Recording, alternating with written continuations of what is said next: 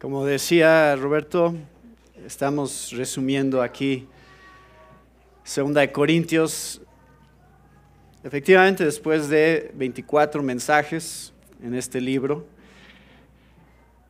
Y una de las cosas que estudiamos juntos en la clase de predicación es cómo siempre existe el reto de, dependiendo del tiempo que tienes y dependiendo de cómo quieres estudiar un cierto pasaje de la Biblia, puedes ser tan detallado como quieras, puedes pasar 1, 2, 3 sermones en un solo versículo, puedes cubrir un área, una sección de un pasaje en un sermón y resumir a veces varios capítulos.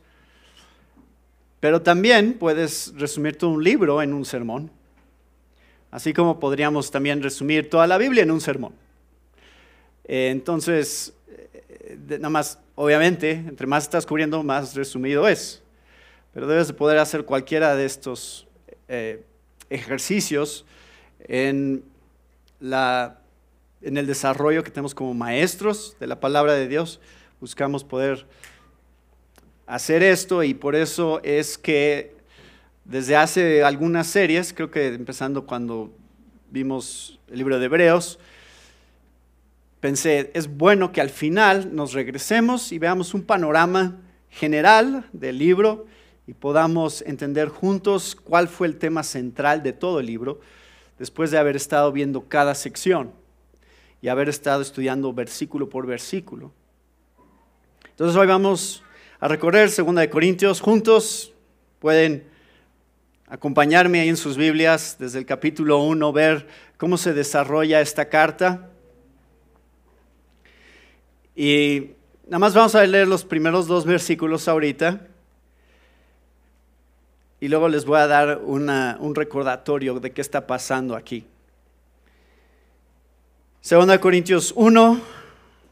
Versículo 1. Pablo, apóstol de Cristo Jesús, por la voluntad de Dios, y el hermano Timoteo, a la iglesia de Dios que está en Corinto, con todos los santos que están en toda Acaya. Gracia y paz a ustedes de parte de Dios, nuestro Padre, y del Señor Jesucristo. Entonces, tenemos claro que es una carta de parte de Pablo y Timoteo, que lo está acompañando, dirigida hacia esta iglesia que está en Corinto. Entonces, como un recordatorio, especialmente si no han estado en estos últimos 24 sermones sobre 2 Corintios, esto es lo que estuvimos viendo.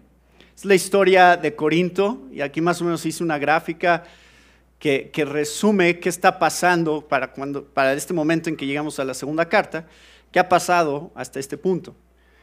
Bueno, en Hechos capítulo 18 encontramos, pueden ustedes ir y leer ese capítulo, Hechos 18, que narra cómo se fundó esta iglesia.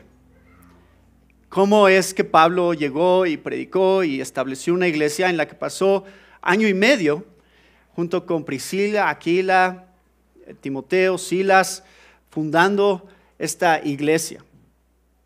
Y después de este 1 año y medio, Pablo se va a Éfeso, luego a Jerusalén, luego regresa a Éfeso, pero poco tiempo después de haberse ido de Corinto, se entera sobre varias cosas que están mal ya en Corinto.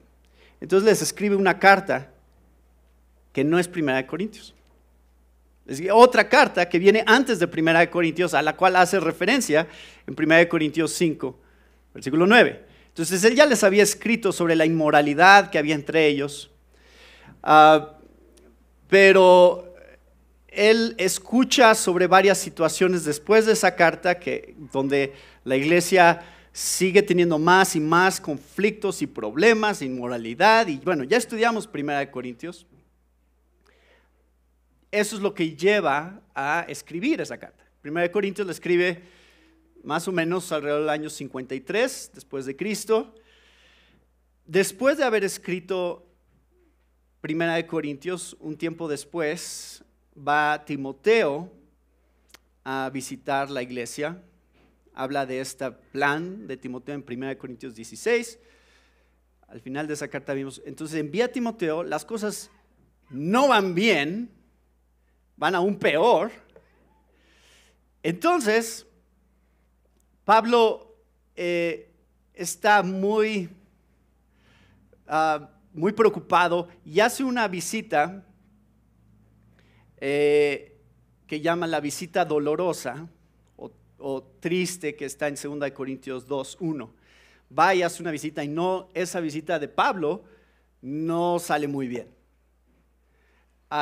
Aparentemente ya han entrado estos falsos maestros, hay todavía más conflictos dentro de la iglesia.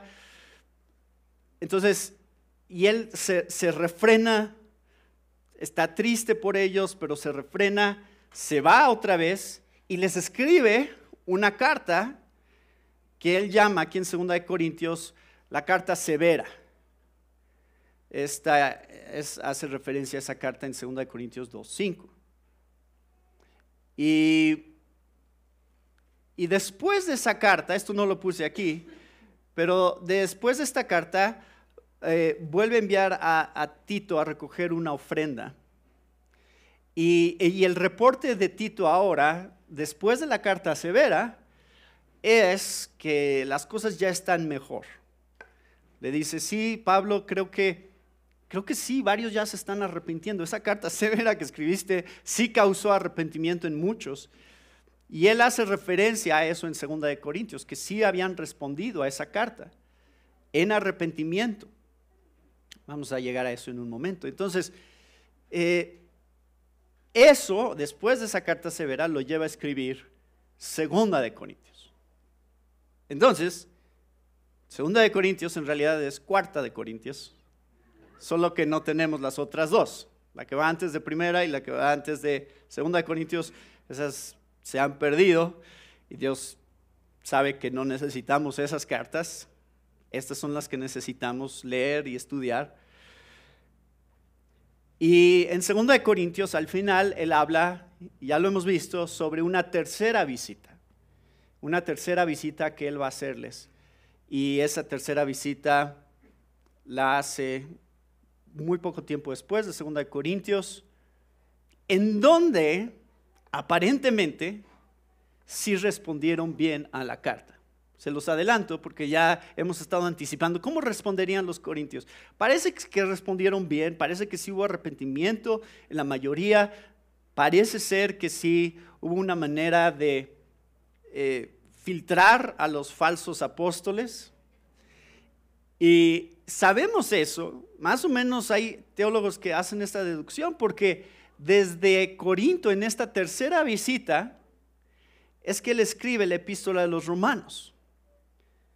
Por los saludos que hace al final, se deduce que está en Corinto y es esta tercera visita. Y el hecho de que escribe esta carta y se queda ahí, parece ser que es porque las cosas sí van mejor.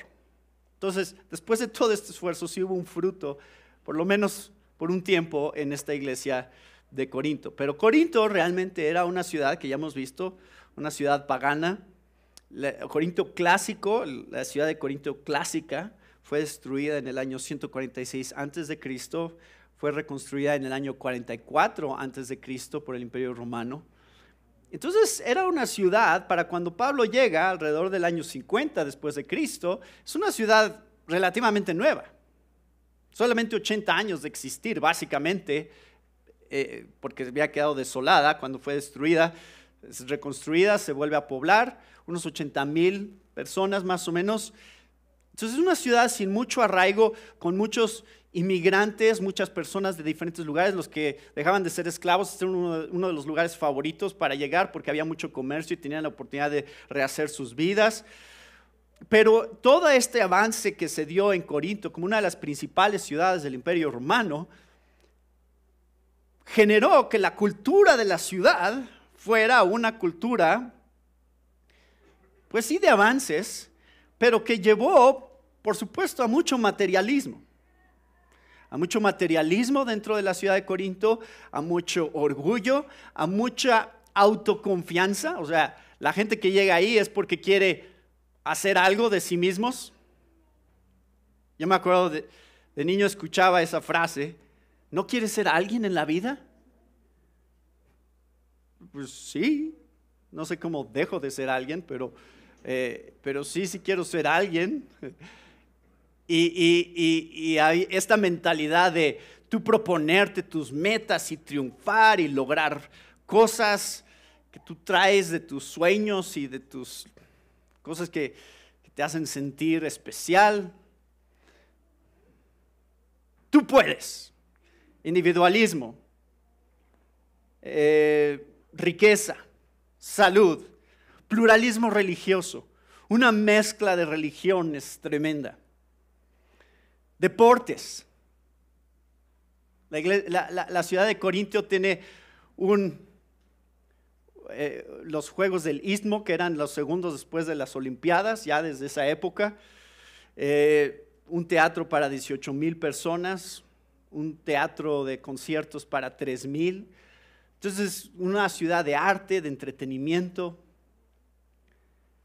Que cuando yo leo todas estas cosas, se los digo, porque ya lo vimos a lo largo de toda la serie, pero al leer eso, a mí me hace pensar en qué tan parecido es vivir en la Ciudad de México. O sea, todas las cosas que leo, digo, pues creo que es una ciudad muy parecida, una cultura muy parecida a esta en la que nosotros vivimos. No se me hace tan diferente y por eso es que a lo mejor los problemas de la iglesia de Corinto son tan parecidos a la iglesia cristiana de nuestra ciudad y de nuestro país.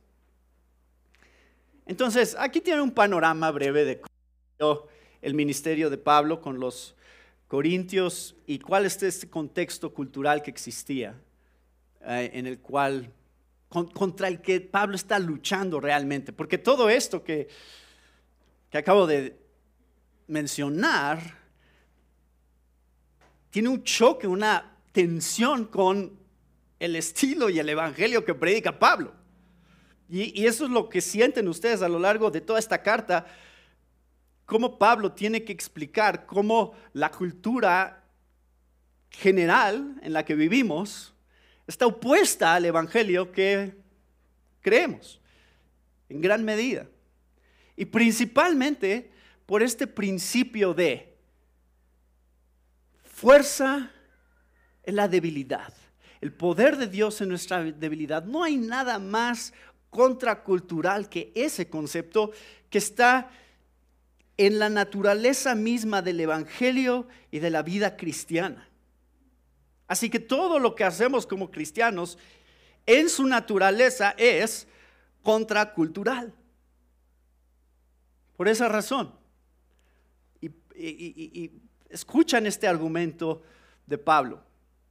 ¿Cuál es la estructura del libro? Bueno, la estructura en general, traté de dividirla lo más simple posible, pero pueden recorrer el libro y ver que del capítulo 1 al capítulo 2, versículo 11, realmente Pablo desarrolla esta relación, habla de esta relación que él tiene con ellos previa y por qué está escribiendo esta carta y cuál es su esperanza para ellos y cuál es su motivación para con ellos. Y desde el capítulo 12, desde el versículo 12 del capítulo 2, Pablo empieza toda una defensa de su apostolado, porque recuerden que esta carta es escrita porque una de las principales cosas con las que se ha encontrado Pablo es oposición a su ministerio apostólico. La iglesia de Corinto ha sido infiltrada con gente que cuestiona a Pablo en todo lo que hace, diciendo, no creo que él sea un verdadero apóstol, no creo que su evangelio sea el evangelio correcto, porque míralo, mira cómo habla, mira cómo se ve, mira cómo no pide dinero, mira cómo empiezan a señalar todas estas cosas, mira cómo no hace cosas espectaculares y más bien habla de sufrir y de estar en situaciones complicadas donde casi lo matan. ¿Así sería un apóstol de Dios? O sea, ¿no Dios cuida a sus escogidos para que no sufran? Entonces, eso es lo que está causando este revuelo dentro de la iglesia de Corinto, que están cuestionando a Pablo como un genuino apóstol y maestro del evangelio. Y Pablo va a pasar desde el capítulo 2 hasta el capítulo 7 realmente defendiendo su apostolado y hablando de qué es lo que hace que su ministerio sea un genuino ministerio de Dios. Capítulos 7 al 9, creo que Pablo está desarrollando cuáles son las implicaciones para la iglesia de Corinto si se arrepienten. Para los que les está llamando a arrepentimiento, miren, este es el fruto que Dios quiere traer en sus vidas. Y vamos a ver cuáles son algunos de estos en un momento. Y en los últimos capítulos, 10 al 13, él va a hablar de implicaciones de no arrepentirse, donde está más enfocado hacia los falsos maestros, hacia los que no son cristianos dentro de la iglesia de Corinto, para advertirles sobre la severidad de su pecado y las consecuencias. Entonces, esos últimos capítulos, eso es lo que él está desarrollando. Así que, ahí vamos. Ahí está, un resumen de 2 de Corintios. Y solo llevo 15 minutos. No, pero falta. Vamos a recorrer juntos estos temas que tienen que ver con el poder de Dios para algo. Y creo que así es como podemos resumir esta carta. El poder de Dios siendo manifestado en nuestras vidas para traer frutos muy específicos. Pablo se usa a sí mismo como ejemplo de estos frutos y eso es como está defendiendo su apostolado realmente, al decir, miren el fruto del poder de Dios en mi vida como apóstol. Entonces, número 1, y esto pueden apuntarlos, creo, si quieren versículos clave de 2 Corintios, porque es lo que vamos a hacer, vamos a recorrer más versículos clave de esta carta, pero son versículos que me encantan y hay varios que ya conocemos, que ya son famosos, y hay otros que no eran tan famosos y que encontré nuevo significado y encontré nuevo valor en ellos. Entonces quiero mostrárselos. Número 1, el poder de Dios para consolación. Y esto es el capítulo 1. Vean el versículo 3 del capítulo 1. Bendito sea el Dios y Padre de nuestro Señor Jesucristo, Padre de misericordias y Dios de toda consolación, el cual nos consuela en todas nuestras tribulaciones, para que también nosotros podamos consolar a los que están en cualquier aflicción, dándoles el consuelo con que nosotros mismos somos consolados por Dios. Porque así como los sufrimientos de Cristo son nuestros en abundancia, así también abunda nuestro consuelo por medio de Cristo. Pero si somos atribulados es para el consuelo y salvación de ustedes. O si somos consolados es para consuelo de ustedes, que obra al soportar las mismas aflicciones que nosotros también sufrimos. Y nuestra esperanza respecto de ustedes está firmemente establecida, sabiendo que como son copartícipes de los sufrimientos, así también son de la consolación. Entonces, poder de Dios para consolación, es decir, que cuando nosotros pasamos por tribulación y aflicción, Dios nos consuela, pero Dios nos consuela para darnos el poder para consolar a otros. Así es como funciona. Y entonces encontramos que en la debilidad de una aflicción y de una tribulación que no nos gusta, encontramos el poder de Dios, no nada más para consolarnos a nosotros, sino para que nosotros consolemos a otros. Número 2. Bueno, lean el versículo 20 también. Eso es parte del consuelo. Está arraigado en Dios, pues tantas como sean las promesas de Dios, en Él todas son sí. Por eso también por medio de Él es nuestro amén, para gloria de Dios por medio de nosotros. Y es para su gozo, dice el versículo 24, que ellos son colaboradores con ellos, con los corintios. Entonces esa es parte de esta idea del consuelo que Dios nos da. Capítulo 2, versículo 7. El poder de Dios para restauración, porque hay alguien que había sido disciplinado en la iglesia por algún pecado, Pero Pablo está preocupado de que ahora este castigo, esta disciplina que se ha ejercido sobre este hermano, ya ha durado suficiente y ha sido demasiado severa, de tal manera que él está preocupado por la restauración de este hermano. Entonces, una cosa es sentirnos indignados por el pecado de otros, y otra cosa es hacer algo acerca del pecado de la vida de otros. Entonces es fácil criticar y juzgar que alguien está en pecado y decir, mira, ese pecador está en la iglesia, ¿cómo puede ser? Pero si se arrepiente, a lo mejor hay consecuencias, pero la pregunta real para la iglesia es cómo restauramos a ese hermano. Y por eso dice 2:7, así que por el contrario, ustedes más bien debieran perdonarlo y consolarlo, no sea que en alguna manera éste sea abrumado por tanta tristeza. Entonces está hablando de alguien que está en disciplina, pero que no está siendo animado por la congregación. Entonces el poder de Dios también es para ayudarnos juntos a restaurar a otros. Versículos 14 al 17, me encantan estos versículos, ya los estudiamos. Gracias a Dios que en Cristo siempre nos lleva en triunfo. Y usa esta analogía de una procesión triunfante donde el imperio romano, cuando iba a una guerra y conquistaba una ciudad, entonces traían a los esclavos y los metían a la ciudad en una procesión triunfante. Esa es la expresión que usa Pablo para declarar su victoria sobre ellos. Y Pablo habla acerca de nosotros también como esclavos en Cristo, que cuando somos conquistados por Él, Dios nos lleva en procesión triunfante. Esa es la ironía del Evangelio, es cómo es que al ser esclavizados tenemos verdadera libertad. ¿Cómo es que al ser derrotados por Cristo tenemos verdadero triunfo? Esas son las ironías que nos muestra Pablo del Evangelio, y este es uno de los pasajes. También en el capítulo 3 encontramos versículo 5, dice, no que seamos suficientes en nosotros mismos para pensar que cosa alguna procede de nosotros, sino que nuestra suficiencia es de Dios. Nuestra suficiencia es de Dios. Y versículos 15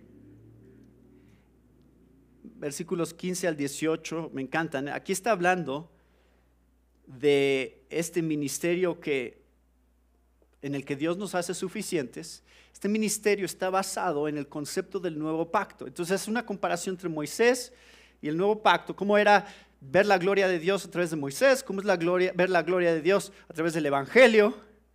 Y dice, hasta el día de hoy, cada vez que se lea Moisés, un velo está puesto sobre sus corazones, pero cuando alguien se vuelve al Señor, el velo es quitado. Ahora bien, el Señor es el Espíritu, y donde está el Espíritu del Señor hay libertad. Pero todos nosotros, con el rostro descubierto, contemplando como en un espejo la gloria del Señor, estamos siendo transformados en la misma imagen de gloria en gloria, como por el Señor el Espíritu. Entonces, empezamos a entender cómo es que el poder de Dios tiene el propósito de revelar su gloria en nuestras vidas. Y esto se vuelve todavía más claro en el versículo, desde el versículo 3, otra vez, mostrando por qué es que hay unos que no creen y unos que sí creen. Esa es la pregunta. Si todavía nuestro evangelio está velado, para los que se pierden está velado, en los cuales el Dios de este mundo ha cegado el entendimiento de los incrédulos para que no vean el resplandor del evangelio de la gloria de Cristo, que es la imagen de Dios. Porque no nos predicamos a nosotros mismos, sino a Cristo Jesús como Señor y a nosotros como siervos de ustedes por amor de Jesús. Y aquí está el milagro tan glorioso de el poder de Dios para revelar su gloria, que es, pues Dios, que dijo, de las tinieblas resplandecerá la luz, es el que ha resplandecido en nuestros corazones para iluminación del conocimiento de la gloria de Dios en el rostro de Cristo. Es la experiencia de la conversión de la que está hablando Pablo, de ver la gloria de Dios de una manera que antes no la veías. Y todos nuestros hermanos que se bautizaron el domingo pasado están dando testimonio de eso, de cómo antes era ciego, ahora veo. Y es porque Dios dijo, sea la luz, y fue la luz, y vimos la gloria del Evangelio, a la cual están cegados los que no creen, para revelar su gloria. Vean lo que dice el versículo 7. Pero tenemos este tesoro en vasos de barro, para que la extraordinaria grandeza del poder sea de Dios y no de nosotros. Ahora, Pablo empieza a describir aquí, creo yo, la fragilidad humana y la manera en que nosotros nos consideramos inadecuados para una tarea tan grande. Porque después de describir lo glorioso del ministerio, de la predicación del Evangelio, revelar la gloria de Dios de una manera que Moisés no pudo revelar, empezamos a darnos cuenta qué tan inadecuados somos nosotros para esa misión. Y empieza a describirnos a nosotros como vasos de barro, que es el equivalente de platos desechables. O sea, no valen mucho y si se rompen los tiras a la basura o los usas una vez y los tiras a la basura. Así eran las vasijas de barro en ese tiempo. Por eso es que las excavaciones arqueológicas encuentran tantas vasijas de barro, porque habían por todas partes, era lo más barato y fácil de conseguir. Entonces, esto nomás para mostrarnos qué tan ordinarios realmente somos. No es nada especial en nosotros, por lo cual Dios escoge revelar un ministerio tan glorioso. Es justamente porque somos tan ordinarios y débiles que Dios escoge revelar un ministerio tan glorioso a través de nosotros. ¿Para qué? Aquí lo dice. Para que el poder sea de Dios y no de nosotros. O sea, es obvio. Algo tan glorioso nunca podría venir de mí. Y este capítulo 4 termina con toda una tensión que siente Pablo, inclusive viendo su fragilidad como ser humano, en donde él dice, vean el versículo 16 y 17. Por tanto, no desfallecemos, antes bien, aunque nuestro hombre exterior va decayendo, sin embargo, nuestro hombre interior se renueva de día en día. Pues esta aflicción leve y pasajera nos produce un eterno peso de gloria que sobrepasa toda comparación. Entonces, otra vez, está hablando de estos vasos de barro, de estos cuerpos frágiles que están limitados, se cansan, se enferman. Pero dentro de nosotros Dios está produciendo un eterno peso de gloria. Esperanza real de que esta vida no es todo lo que hay, de que este cuerpo no es todo lo que hay. Hay algo mejor. Y eso lo desarrolla en el capítulo 5, en donde explica, versículo 8, cobramos ánimo y preferimos más bien estar ausentes del cuerpo y habitar con el Señor. Esa es su esperanza. Por eso, ya sea presentes o ausentes, ambicionamos agradar al Señor, porque todos nosotros debemos comparecer ante el tribunal de Cristo para que cada uno sea recompensado por sus hechos estando en el cuerpo, de acuerdo con lo que hizo, sea bueno o sea malo.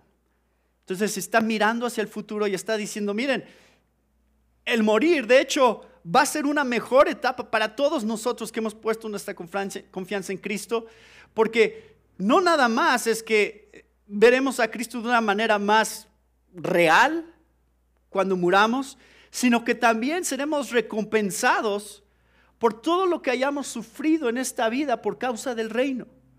Y no es otra vez mérito, porque al final aún lo que sufrimos y lo que dimos en nuestras vidas, en esta vida, nos fue dado por gracia. Entonces simplemente le estamos regresando a Dios lo que Él nos dio, nuestra vida, nuestro dinero, todo es de parte de Dios. Así que si lo usamos para Él y Él nos recompensa, es como esa analogía, ¿no? De C.S. Lewis, del niño que le pide prestado a su papá para comprarle un regalo.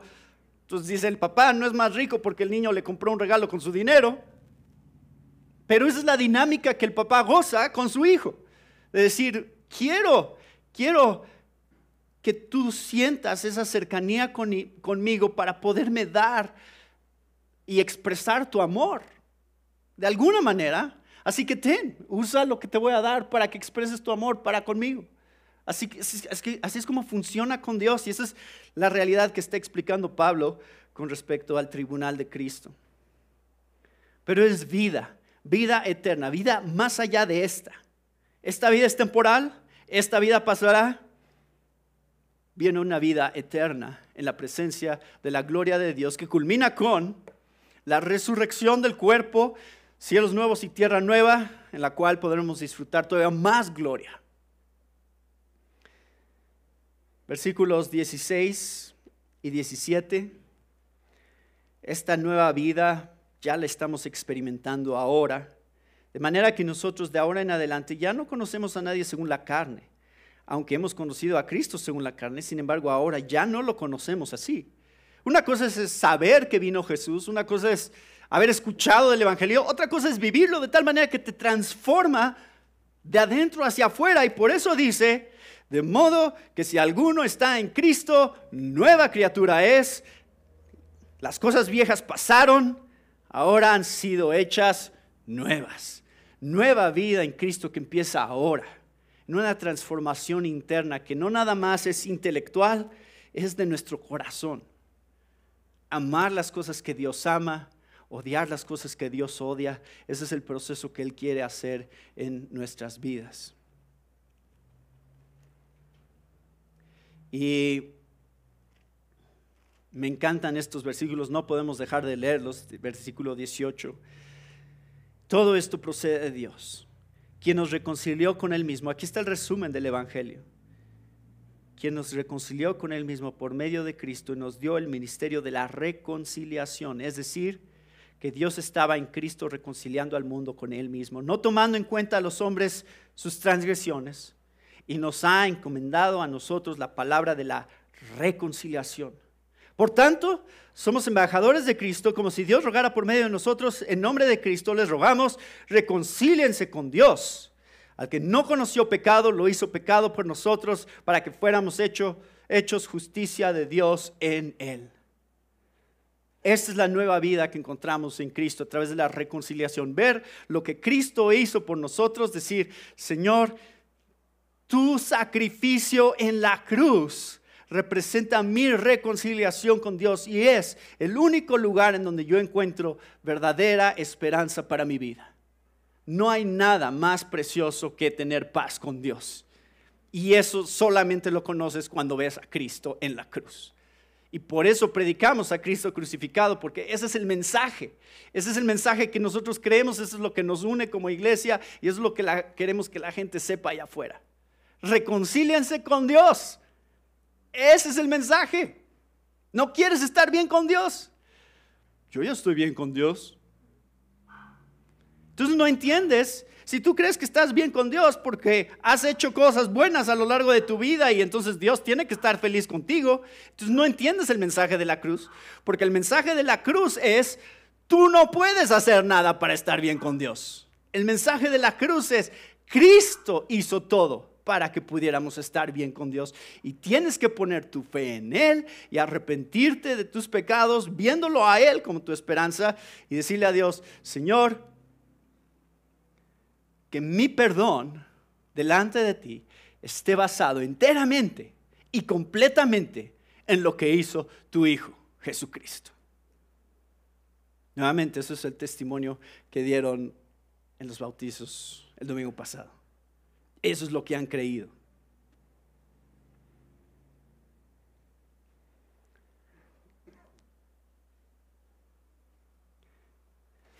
Capítulo 6. Versículos 14 y al 16, un pasaje muy conocido, pero Pablo está hablando aquí de la pureza que tenemos que todos vivir como cristianos. Entonces, ya seas soltero o seas casado, este pasaje es para ti y no está hablando en un principio del matrimonio. No estén unidos en yugo desigual con los incrédulos. Pablo no está en un contexto pensando en los solteros de Corinto que se andan enamorando de incrédulas. No es lo que tiene en mente, aunque hay algo del principio aquí de eso, que es, tengan cuidado con cómo se contaminan en sus vidas. ¿Cómo es que dejan que entren cosas a sus vidas que contaminan la santidad que Dios quiere que ustedes tengan delante de Él? Hablamos de eso el domingo pasado, es cómo atesoramos la santidad de nuestras vidas. Y por eso Él dice, ¿qué comunión tiene la luz con las tinieblas? ¿Qué armonía tiene Cristo con Belial? ¿O qué tiene en común un creyente con un incrédulo? ¿O qué acuerdo tiene el templo de Dios con los ídolos? Porque nosotros somos el templo del Dios vivo. Entonces nosotros como templo del Espíritu Santo, que eso es lo que Él desarrolla, tiene que ver con un lugar de santidad, un lugar que tiene que vivir para la gloria de Dios. Y Él nada más está explicando que es una incongruencia vivir contaminados del pecado y la inmoralidad de este mundo si realmente somos templo del Espíritu Santo.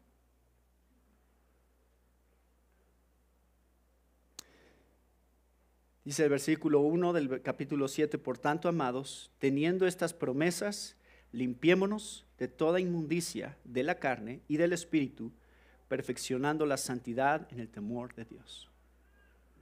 Lo cual me lleva al siguiente punto que está en el capítulo 7, más adelante, versículo 10. Aquí es donde menciona esta carta, la carta severa y la reacción que ellos tuvieron, y es donde él muestra esperanza, porque parece ser, él dice, hay dos tipos de tristeza. Un tipo de tristeza que es de este mundo, porque pues no nos gusta que no nos vaya bien y a veces pecamos y las cosas no van bien y nos ponemos tristes, y dice, ese tipo de tristeza es el tipo de tristeza del mundo.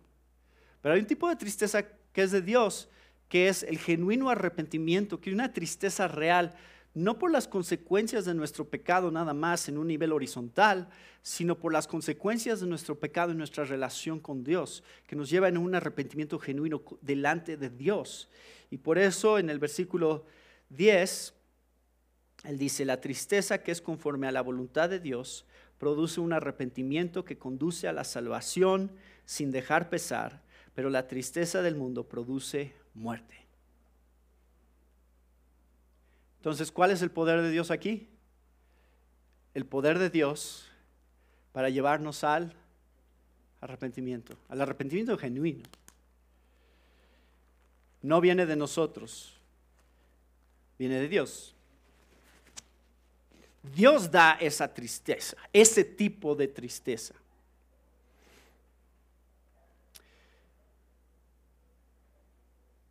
Ahora, en los siguientes capítulos, vean el versículo 9 del capítulo 8, porque capítulo 8 y 9, si recuerdan, tratan con el tema de la generosidad. Y aquí Pablo entonces desarrolla el poder de Dios para ser generosos.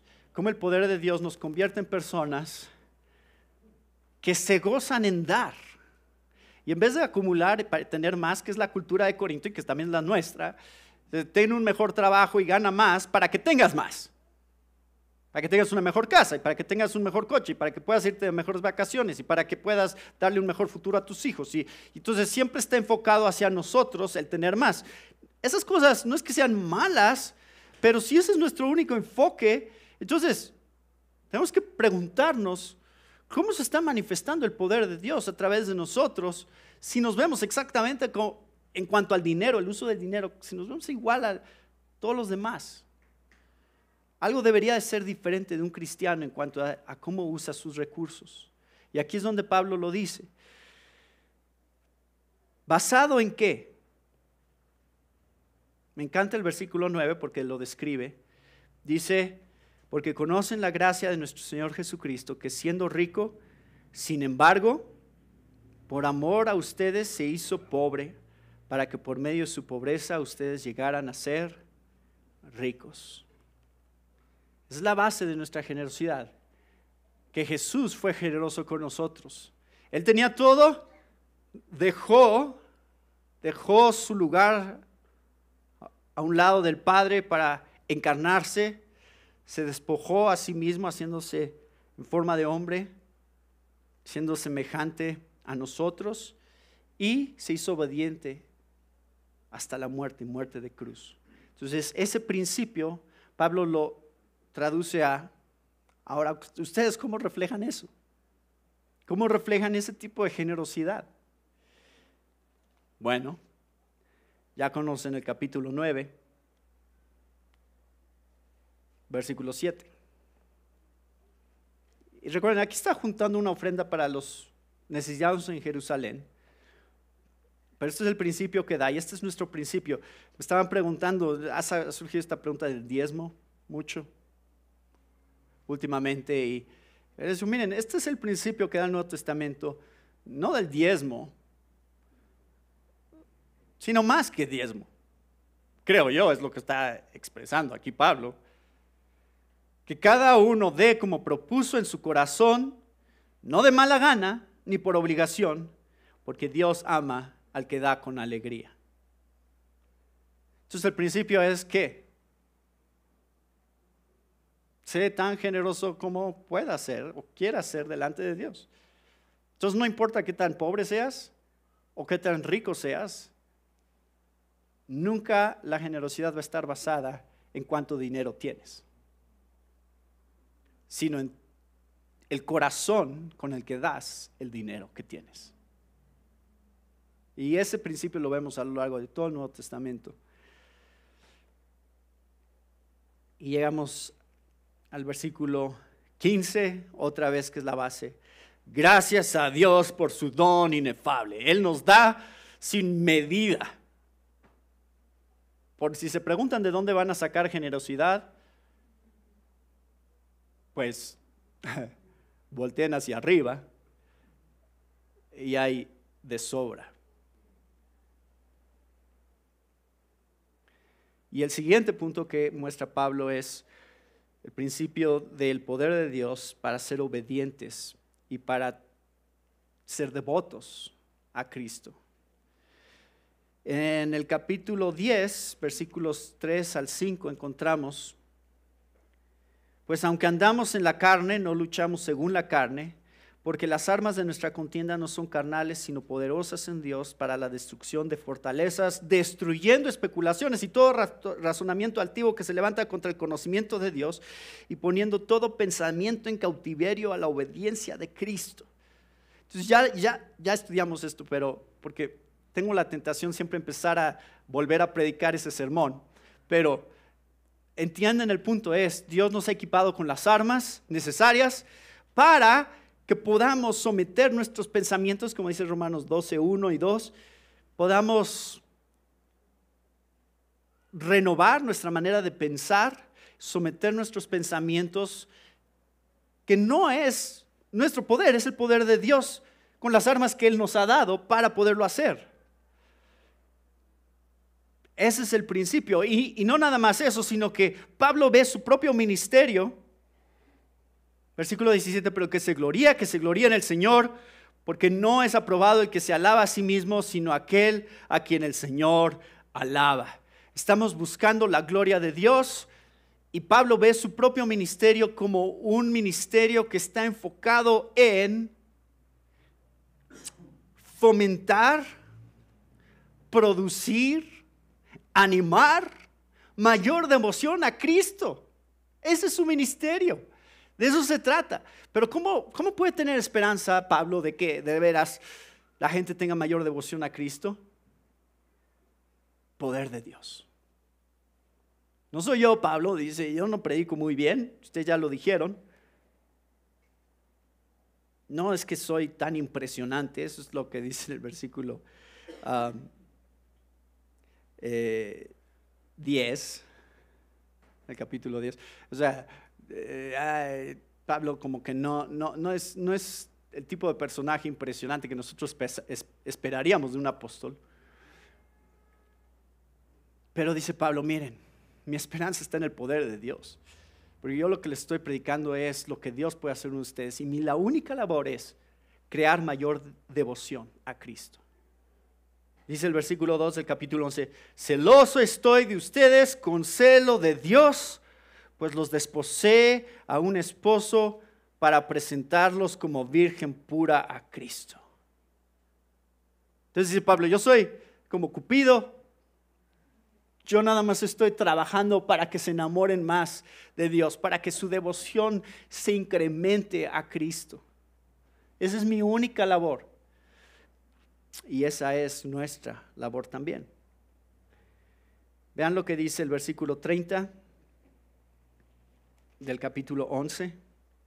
Si tengo que gloriarme, me gloriaré en cuanto a mi debilidad. Este es el tema de la carta. Y ahora lo va a expresar Pablo de una manera muy peculiar, porque el capítulo, en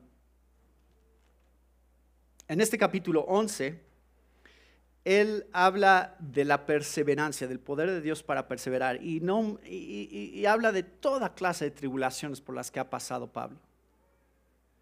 Ha pasado por naufragios y por azotes y casi lo matan, y luego se quedó sin comida y toda clase de cosas, y dice, el Señor me ha sustentado, pero es su poder.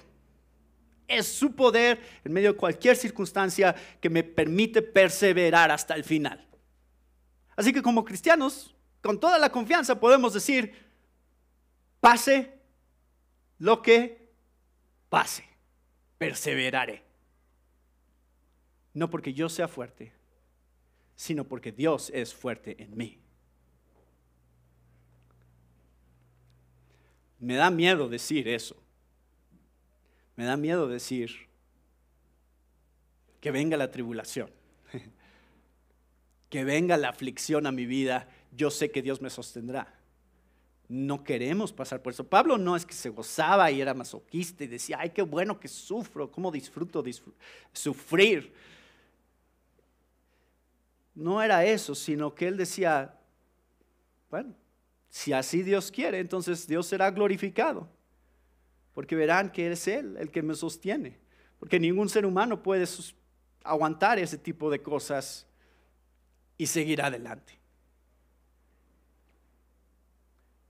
Y ahora en el capítulo 12,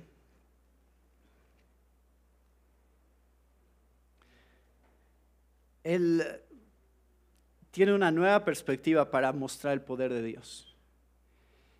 Y la perspectiva es, Dios va a mostrar su poder al humillarme, al mantenerme humilde. Tiene poquito que estudiamos esto, y si se acuerdan, explica esta cosa tan rara a veces que pensamos, que es ser transportado al tercer cielo. Y dice, yo no sé si estaba en el cuerpo o fuera del cuerpo, no sé cómo fue. Y habla en tercera persona. Más bien, no dice, yo no sé, o sea, conozco a alguien, ¿no? Y este uso de lenguaje es muy interesante para Pablo, para mostrar que justamente él no quiere jactarse en eso. Él quiere distanciarse lo más posible de esa experiencia, para que no usen esa experiencia como la base para verlo a él como apóstol. Como si yo dijera, es que el primo de un amigo quiere saber cómo, para que no se te caiga el pelo, pero es el primo de un amigo, porque yo quiero distanciarme de esa preocupación. Como que no es la mía, es la de alguien más. Así es un poco como está hablando Pablo en esa experiencia. Él no está ansioso de ser identificado y respetado por esta situación. Y por eso inmediatamente dice, a la luz de esa experiencia que parece que es mucho antes de su primer viaje misionero. Inclusive, a la luz de esa experiencia, Dios le da un aguijón en la carne, que tampoco sabemos cuál es, y ese aguijón lo sostiene en una posición de humildad delante de Dios. Y no sabemos cuál es, pero queda ambigua intencionalmente para que podamos entender que cualquier situación que nosotros vivamos, que nos humilla, es usada por Dios para mantenernos en el lugar en donde Él quiere tenernos, que es que Él se lleve la gloria. Y dice, y son las únicas palabras en rojo que van a encontrar en 2 de Corintios, versículo 9, porque son palabras de Jesús mismo. Te basta mi gracia, pues mi poder se perfecciona en la debilidad. 3 veces pidió que el aguijón le fuera quitado y Dios dice, no, mi gracia es suficiente. ¿Por qué? Porque su gracia siempre será suficiente. Por eso, siempre. Nunca podemos quejarnos como cristianos. Ay, Señor, es que no me diste suficiente gracia. Ahí está. Tú, cristiano, tienes a tu disposición toda la gracia que necesitas y aún más. Por eso me complazco en las debilidades, en insultos, en privaciones, en persecuciones, en angustias, por amor a Cristo, porque cuando soy débil, entonces soy fuerte. Lo cual nos lleva al último capítulo que vimos el domingo pasado, que es el poder de Dios para pasar la prueba. Pónganse a prueba, versículo 5, pónganse a prueba para ver si están en la fe. Examínense a sí mismos. ¿O no se reconocen ustedes mismos de que Jesucristo está en ustedes a menos que en verdad no pasen la prueba? Solamente en el poder de Dios podemos darnos cuenta que somos genuinos cristianos y tener la seguridad de nuestra salvación en Él. ¿Debemos tener seguridad de nuestra salvación? Sí. La Biblia está escrita para que tengamos seguridad de nuestra salvación. Y cuando hay un hermano que no está teniendo seguridad, ¿qué tenemos que hacer?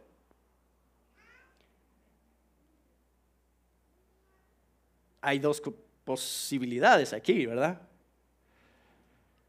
Evaluamos y decimos, bueno, puede ser que estás teniendo dudas sobre tu salvación porque realmente no eres salvo.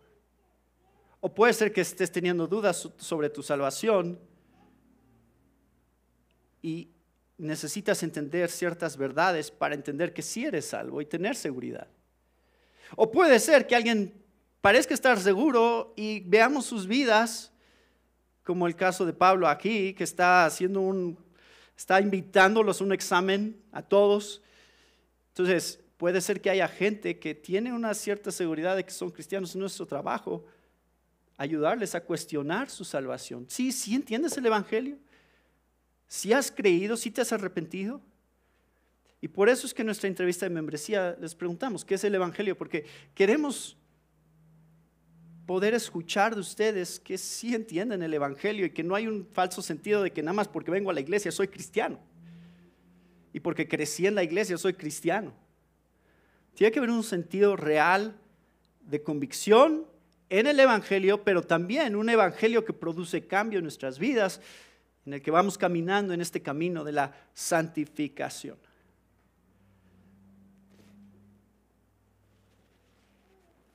Ahí está. 2 de Corintios.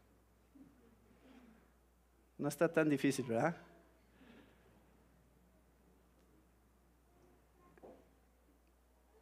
Hay que estarlo repasando durante el año, porque se nos olvida. Estas verdades, pero es una carta que me encanta. Me encanta y me encanta nada más, hermanos, porque aquí está el resumen. Cristo está al centro de esta carta y es presentado como nuestro poder y gloria. ¿En qué nos gloriamos? En Cristo. ¿En quién encontramos nuestro poder? En Cristo.